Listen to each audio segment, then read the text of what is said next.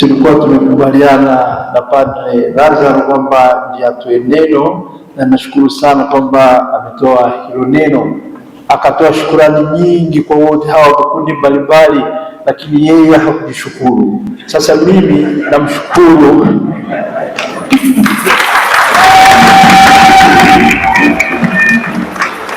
kwa kazi nzuri sana aliyoifanya pamoja na kamati ambayo tulikuwa tumeunda, lakini wakiwa vile vile pamoja na hao waliotajwa kwa namna pekee na Baba Askofu Mkuu mstaafu Paulo Luzoka ambaye kwa kweli msimamizi wa kituo chetu cha hija.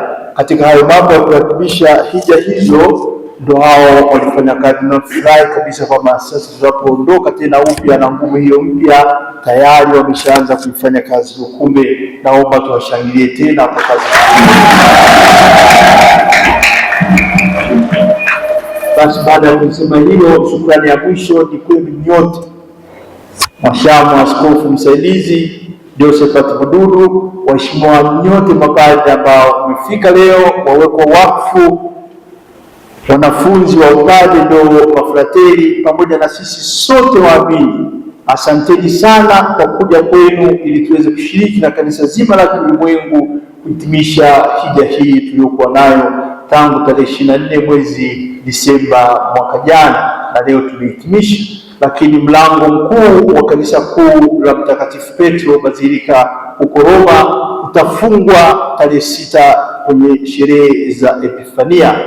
Mungu namshukuru, na nitakuwepo hapo na makardinali wengine wote wamealikwa, tutakuwa huko Roma. Kumbe nitawakilisha kwa namna moja au nyingine.